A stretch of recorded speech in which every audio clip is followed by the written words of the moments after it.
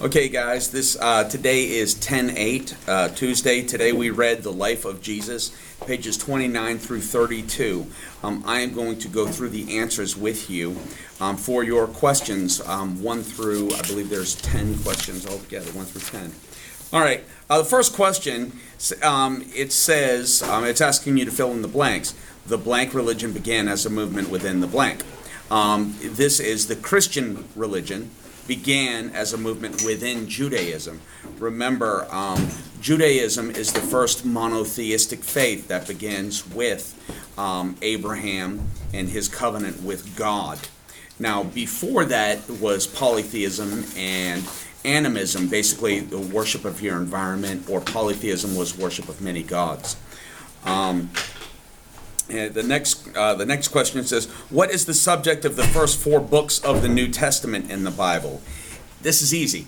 The first 4 books in the Bible are the New Testament we call the Gospels, and those books concentrate on the life and times of Jesus. Okay, his whole entire life. And then later we will see, like the epistles and the other books that come along afterwards, are letters written by people who follow the Christian faith. Okay. Again, to recap, yesterday we talked about the prophets and we talked about the Torah. The Torah are the first 5 books of the Old Testament. Okay. And Christians and Jews and Muslims actually all follow the Old Testament as well and consider that sacred scripture. Okay, next question says, number 3 says, according to the Bible, how long did Jesus fast in the desert? 40 days and 40 nights. Okay. What does the word fast mean in this sentence? Okay, a lot of people get confused with the word fast. It doesn't always mean just giving up food, although most of the time it probably does, giving up food and water.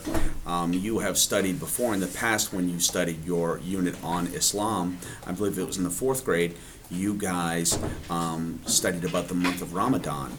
And during the month of Ramadan, Muslims will fast during the daylight hours, from the time the sun comes up until the sun goes down.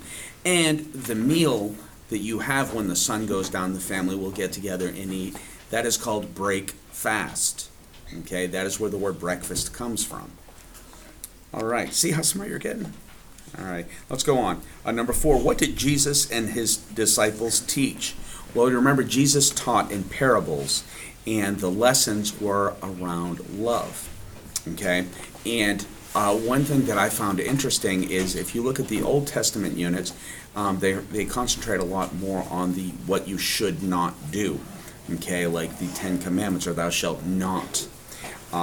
If you look at the New Testament, if you look at like the Sermon on the Mount, the Beatitudes, or if you look at when he's asked about the 2 great commandments, which that's going to be another one of your questions in a moment, but they're all on what you should do, not necessarily what you should not do, how you should live your life.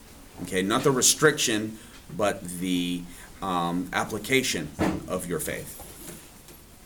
Number 5 says, what was the parable in our text? And then the next question, second part of the question is, what were we to learn from the reading of it? Okay, the parable that they used as an example is when Jesus told the story of the prodigal son. That was the son who leaves his father. He takes his inheritance and he goes off and he blows it and he drinks and parties and does all kinds of stuff. Well, he has nothing left, and he comes back to the father. And he was afraid, thinking, well, maybe the father will give me the lowest of jobs. But the father opens his arms up and he accepts his son. He's so happy to see him. Well, the other brother gets mad and he's like, why? This guy left. I was stayed here and I was a good boy and I listened to you, but this guy left me.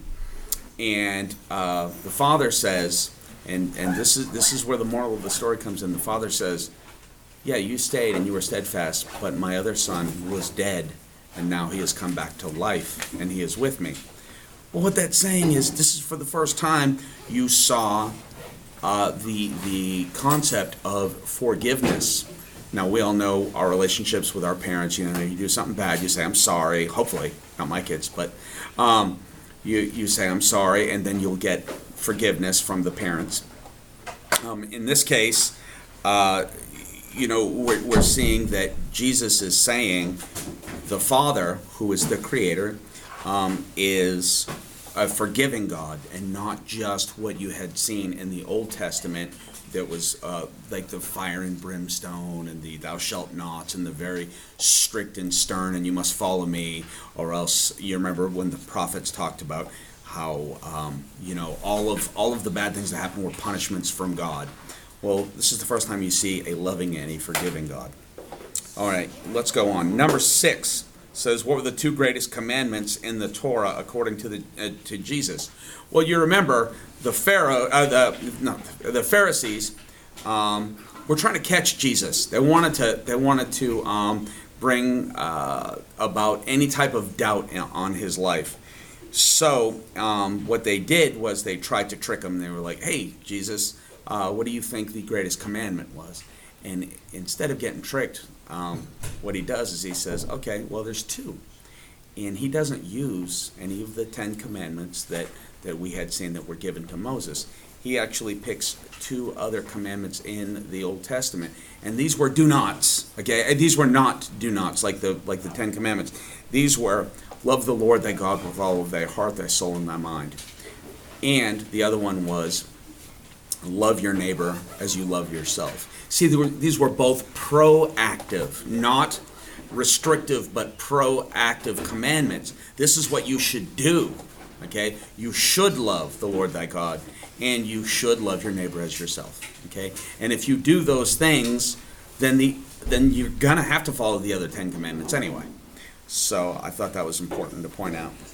Next question says, what was the golden rule?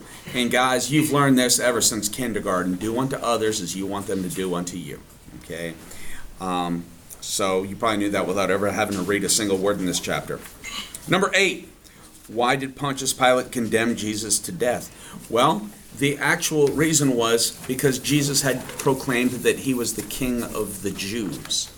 Okay, and also it was the desire of the Pharisees. The Jewish crowds who were incited by the Pharisees, many Pharisees who wanted to see Jesus dead. All right, number 9, how was Jesus executed? The crucifixion. Number 10, the very last one, the followers of Jesus believed that after being dead for 3 days, Jesus rose from the dead. What did they believe that this resurrection proved? Now, this was the very last part of your reading. They believed that this proved that Jesus was not dead and that he was the Messiah, because it was foretold that the Messiah would die and be risen from the dead. That is your first, those are your only 10 questions and their answers for chapter 4.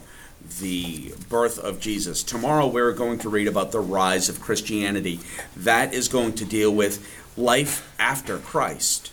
I will post more tomorrow. You can come and shut it off for me. Thank you so much. Thank you guys. Have a good day. Same button.